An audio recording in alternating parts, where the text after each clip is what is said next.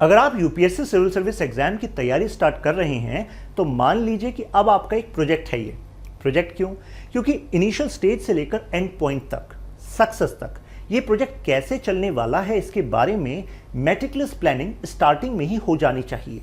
यानी कि कितने एफर्ट्स जाने वाले हैं, कितने टाइम में कितना कवरेज होगा, और अगर कुछ इश्यूज आए बीच में तो उनको कैसे रिजॉल्व किया जाएगा। तो इश्यूज से चलिए स्टार्ट करते हैं। पहला इशू आता है सिलेबस कवरेज। कहां से कवर करें, कितने टाइम में कवर करें, एक बुक रेफर करें या मल्टीपल बुक्स रेफर करें। फॉर एग्जाम्पल, आपने इंडियन पॉलिटी को स्टार्ट किया लक्ष्मीकांत से और आपने सिग्निफिकेंट अमाउंट उस बुक का कंटेंट आपने कवर कर लिया। फिर एक डाउट आया कि हमने मेंस का क्वेश्चन देखा और वो कवर नहीं हो पा रहा, तो क्या अब मल्टीपल बुक्स रेफर करें, डी बासु, सुभाष कश्यप एटसेट्रा। तो ऐसा अगर करने लगे फिर टाइम बाउंड कवरेज कैसी होगी, क्योंकि हमें अदर सब्जेक्ट्स को भी मैनेज करके चलना है।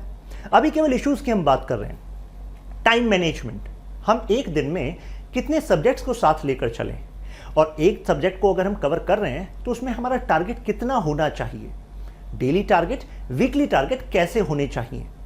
फिर इसके बाद रेगुलर असेसमेंट। कोई आपसे पूछता है कि तैयारी कैसी चल रही है, तो आमतौर पर एक ऑटोमेटिक आंसर आता है कि हाँ अच्छी चल रही है, और जब आंसर देते हैं तो फिर एक डाउट भी आता है, क्या हमें वाकई पता है कैसी चल रही है। तो ऐसे में रेगुलर असेसमेंट जरूरी है, जिससे हम अपनी कमियों को पहचान सकें और वहां पर काम कर सकें। Updations and interlinkage. Current affairs important है तीनों स्टेजेस के लिए, प्रीलिम्स, मेंस, इंटरव्यू।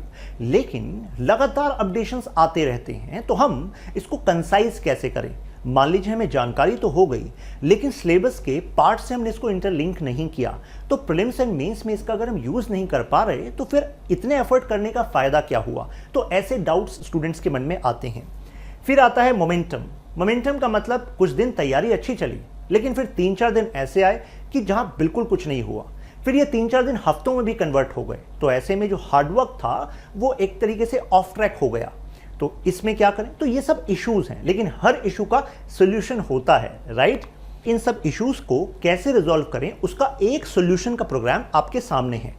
900 आवर्स की लाइव टीचिंग है, यानी कि टीचर से आप रेगुलर इंटरेक्ट करेंगे।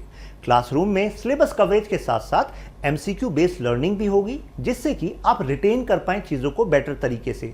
साथ में लास्ट में एक मेंस का क्वेश्चन दिया जाएगा, जिसको आप अटेम्प्ट करने के बाद फिर आप फीडबैक के लिए उसको सेंड करेंगे। ध्यान रखिएगा कि कई बार बच्चे सोचते हैं कि हमें पहले कोचिंग कंप्लीट कर लेनी चाहिए और बाद में हम आंसर राइटिंग करेंगे। ऐसा नहीं करना है। एक सिग्निफिकेंट स्टेज आती है आपकी जब आपको अच्छी खासी नॉलेज किसी एक टॉपिक पर हो जाती है और टीचर आपको बता देता है कि देखो इस तरीके से क्वेश्चन यहां से आते हैं और ये पार्ट क्योंकि हम कवर कर चुके हैं तो अब आपको अटेम्प्ट करना चाहिए, अटेम्प्ट करके फीडबैक लेने चाहिए, क्योंकि अल्टीमेटली आपको मेरिट में अपना नाम देखना है, तो मेंस में स्कोर इंप्रूव करना होगा और उसके लिए answer writing is the key. तो ऐसे में आंसर राइटिंग, एमसीक्यू, ये सब इसका पार्ट है। फिर एक डाउट होता है कि जो सिलेबस कवरेज है इसमें हम अपने स्ट्रक्चर कैसे करें नोट्स को, राइट। कई बार ऐसा होता है ना कि मान लीजिए एक टॉपिक में 5 सब टॉपिक्स हैं, ठीक है, तो हमने 3-4 सब टॉपिक्स पर तो हमारी स्ट्रेंथ है, लेकिन जो 2 सब टॉपिक्स है उस पर इतनी स्ट्रेंथ नहीं है। तो इस वजह से structured notes along with updation handouts ये भी इसका पार्ट है, जिससे कि जैसे ही वो अपडेट आएगा तो उसमें मेंशन होगा कि ये सिलेबस के इस पार्ट से अपडेट है, तो आप अपने नोट्स के उसी पार्ट में उसको प्लेस कर पाएं। तो आपका जो कंटेंट है वो ऑर्गेनाइज्ड होगा, और हमारा दिमाग जो है जब चीज़ें ऑर्गेनाइज्ड होती हैं तो उसको बेटर रिटेन करता है। आंसर राइटिंग प्रोग्राम के बाद करंट अफेयर्स प्रोग्राम भी सपोर्ट में यहाँ पर अवेलेबल है। यानी कि आपको ऐसा नहीं है कि 2 से 4 न्यूज़पेपर पढ़ने हैं, फिर आपको 2-3 वीडियोस देखनी है। एक प्रोग्राम में आपको वीडियो, पीडीएफ, जितने भी इंपॉर्टेंट करंट अफेयर्स हैं उसको डिटेल में आपके पास अवेलेबल किया जाएगा। वीकली रिविजन टेस्ट है, प्रीलिम्स टेस्ट सीरीज है, प्लस ग्रुप मेंटरशिप सेशंस है। इसका मतलब क्या हुआ? देखिए, कई बार ऐसा होता है कि हम दूसरों की गलतियों से सीखते हैं और अपनी गलतियों को सुधार कर दूसरों की लाइफ में भी कंट्रीब्यूट करते हैं, यानी कि ग्रुप वर्क जो है वो मैटर करता है। तो इसी वजह से इस प्रोग्राम में ग्रुप मेंटोर्स भी हैं, जो कि एक ग्रुप बनाने के बाद फिर उनका लाइव सेशन लेते हैं।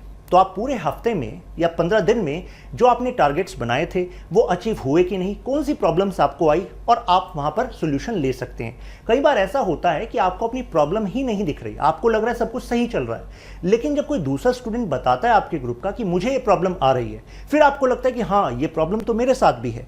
तो ऐसे में ये एक्सरसाइज आपके काम की है। तो यानी कि अब क्या क्या हमें फायदा यहां पर हो रहा है। एक तो जो मोमेंटम और टाइम मैनेजमेंट है वो हमारा इंप्रूव होगा पर्सनल गाइडेंस की वजह से।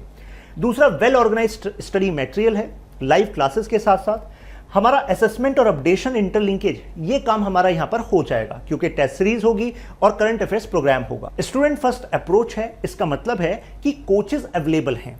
कोचिंग का मतलब केवल ये नहीं होता कि आपने सिलेबस के बारे में जो कंटेंट है उसको डेवलप कर लिया, इसका मतलब ये भी होता है कि जो अन्य इश्यूज आपको बीच में आ रहे हैं, जैसे कि असेसमेंट में फर्स्ट वीक में आपकी प्रोग्रेस यहां थी, मींस आपका स्कोर ये था, सेकंड में यहां था, लेकिन थर्ड में डाउन आया, तो पता लग जाना चाहिए कि कुछ ना कुछ तो इशू है। तो ऐसे में आप उस इशू को रिजॉल्व कर सकते हैं अपने मेंटोर्स के थ्रू, जो कि आपको यहां पर अवेलेबल होंगे। ये कोर्स का स्ट्रक्चर है, यानी कि 20 जून से स्टार्ट हो रहा है इंडियन पॉलिटी से 28 जुलाई तक। तो this is how the whole syllabus is going to be covered. So these are the faculties. I am going to start with the polity part. साथ में these are the highly experienced group mentors जो कि आपके success में, इस पूरे programme के success में आपके सहभागी होंगे। फर्स्ट 200 स्टूडेंट्स के लिए ये 20,000 में अवेलेबल है कोर्स। 28 जून से स्टार्ट हो रहा है 6 PM से। तो चलिए मिलते हैं फिर वहां पर। तब तक के लिए कीप लर्निंग, कीप ग्रोइंग।